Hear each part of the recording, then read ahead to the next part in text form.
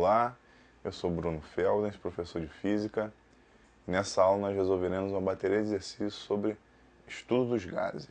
Em problemas de química e de física dos gases aparece com frequência a sigla CNTP, que quer dizer condições normais de temperatura e pressão. Os valores de pressão e temperatura normais são respectivamente... Bom, a pressão normal é a pressão atmosférica, que é 1 atm, e a temperatura normal aí é 0 graus Celsius. Então, convertendo para Kelvin, dá 273 Kelvin.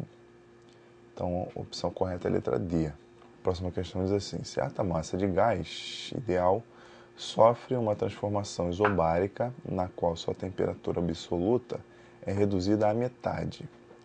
Quanto ao volume desse gás, podemos afirmar que irá... Então, observa que na transformação isobárica, a pressão é constante. Então, a pressão não mudou. Muda apenas volume e temperatura. Se a temperatura é reduzida à metade, o que vai acontecer com o volume? A gente aplica na equação geral, que é PV sobre T igual a constante. Ou seja, pressão vezes volume sobre temperatura no estado inicial é igual a pressão vezes volume sobre temperatura no estado final, a famosa PVT por Votor. Nesse caso, como a pressão é constante, transformação isobárica, a gente tira o P. Então fica só V0 sobre T0 igual a VI sobre TI. V0 e T0 é volume e temperatura no estado inicial, VI e TI no estado final. No estado final, a temperatura é temperatura inicial sobre 2, porque ele diz no enunciado que a temperatura foi reduzida à metade. Então, no lugar de TI, a gente coloca T sobre 2. Fazendo a conta, a gente chega no resultado que VI, que é o volume final, é igual a V0 sobre 2. Letra B, reduzir-se à metade. A próxima diz assim: até meados do século XVII, a concepção de vácuo como uma região desprovida de matéria era inaceitável. Contudo, experiências relacionadas à medida de pressão atmosférica possibilitaram uma nova concepção, considerando o vácuo como uma região onde a pressão é bem inferior da sua vizinhança. Atualmente, pode-se obter vácuo em laboratórios com recurso tecnológico das bombas de vácuo. Considere que se tenha obtido vácuo a pressão de aproximadamente 1 vezes 10 a menos 10 atmosferas, a temperatura de 300 Kelvin. Utilizando o modelo do gás perfeito, determine o número de moléculas por centímetro cúbico existentes nesse vácuo. Então aí, ele quer saber o número de moléculas, então tem que achar o número de mols. Vamos aplicar a equação de Clapeyron, que é PV igual a nRT, pressão vezes volume é igual ao número de mols vezes a constante vezes a temperatura. Então, PV igual a nRT. Vamos substituir os valores. A pressão, a gente vai colocar 1 vezes 10 a menos 5, porque ela não pode estar em atm.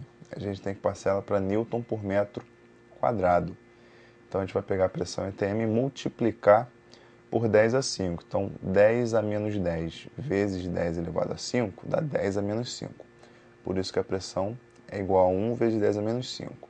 O volume, como ele está perguntando o número de moléculas por centímetro cúbico, então o volume é 1 centímetro cúbico. Só que a gente tem que passar para metro cúbico, que dá 10 a menos 6.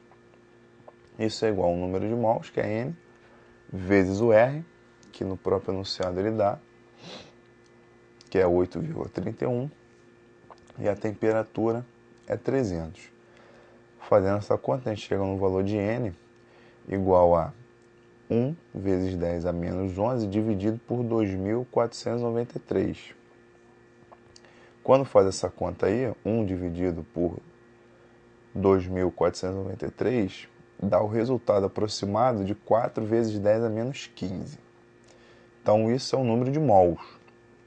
Só que ele quer saber o número de moléculas. Aí a gente vai usar o número do Avogadro, que é 6,02 vezes 10 a 23 moléculas por mol. Ou seja, 1 mol tem 6,0 vezes 10 a 23 moléculas. 4 vezes 10 a menos 15 mols vão ter quantas moléculas? Só fazer a regra de 3, chega no resultado de 2,4 vezes 10 a 9 moléculas. A próxima questão diz assim: a pressão do ar dentro dos pneus é recomendada pelo fabricante para a situação em que a borracha está fria.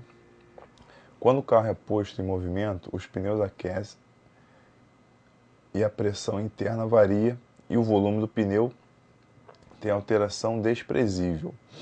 Considere o ar comprimido no pneu como um gás ideal e sua pressão a 17 graus Celsius igual a 1,7 vezes 10 a 5 Newton por metro quadrado. Depois de rodar por 1 hora, a temperatura do pneu chega a 37 graus Celsius. A pressão do ar atinge o valor aproximadamente, então isso é uma transformação isovolumétrica. É só a gente aplicar a equação geral, mas antes tem que transformar a temperatura de graus Celsius para Kelvin, porque a temperatura sempre tem que estar em Kelvin. Então a temperatura inicial 17 graus Celsius, passando para Kelvin, só somar 273, dá 290. E a final, que é 37, somando 273, dá 310 Kelvin. Aí faz, ó, P0 sobre T0 igual a PI sobre TI. A pressão inicial, 1,7 vezes 10 a 5, temperatura inicial, 290, igual a pressão final, que é o que a gente quer saber, o PI, dividido pela temperatura final, que é 310. Então, isso vai dar 310 vezes 1,7 vezes 10 a 5 sobre 290. Fazendo essa conta, dá 1,8 vezes 10 a 5, letra C.